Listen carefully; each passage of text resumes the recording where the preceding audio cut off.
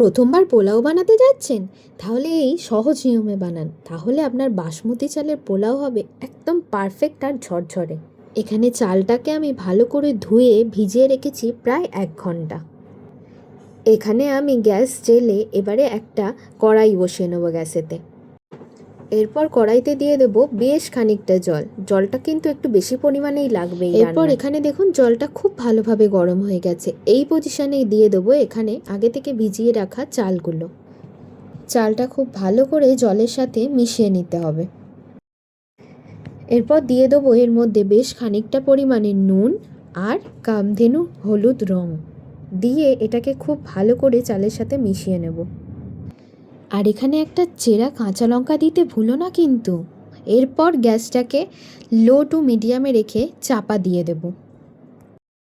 চালটা যখন এবার এরকম একটু ফুটে যাবে, তারপরে ঢাকনা খুলে আরও বেশ কিছুটা জল মিশিয়ে দেবো এতে।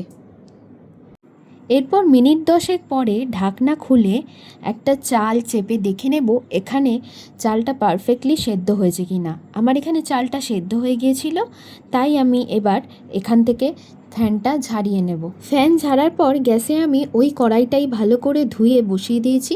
আর এই রান্নাটাই পুরোপুরি করব আমি ঘিয়ে। ঘিটা কড়াইতে দিয়ে তারপর এতে দিয়ে দেবো গোটা গরম মশলা, তেজপাতা, এলাচ, লবঙ্গ আর দালচিনি দিয়ে খুব ভালো করে ভেজে নেব। এরপর এতে একটু সামান্য আদা বাটা, তোমরা চাইলে আদা গ্রেট করেও দিতে পারো, দিয়ে আদাটা ভালো করে ঘিয়ের সাথে ভেজে নেব। তারপর এতে দিয়ে দেব কাজু আর কিশমিশ, এগুলোকেও খুব সুন্দর লাল লাল করে ভেজে নেব। সব কিছু সুন্দর করে ভাজা হয়ে গেলে এতে আমি এবার দিয়ে নেব আগে থেকে তৈরি করে রাখা ভাতটা। এরপর আমরা এখানে দিয়ে নেব বেশ খানিকটা চিনি, কারণ আমরা এটা মিষ্টি মিষ্টি খাবো। আর হ্যাঁ, আমি কিন্তু এখানে কোনো গুঁড়ো চিনি ব্যবহার করিনি, এখানে আমি গোটা চিনি ব্যবহার করেছি।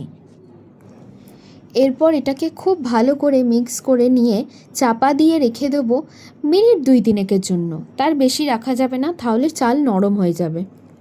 এরপর ঢাকনা খুলে ছড়িয়ে নেব একটু গুঁড়ো গরম মশলা। ব্যাস, মিক্স করে নিলেই আমাদের তৈরি গরম গরম পোলাও। তাহলে আর দেরি কেন, আজই বানিয়ে ফেলুন আর ঘরের সকলকে তাক লাগিয়ে দিন। আর এই রকম আরও শর্ট রেসিপি দেখতে আমার চ্যানেলটি এখনই সাবস্ক্রাইব করুন। Bye bye.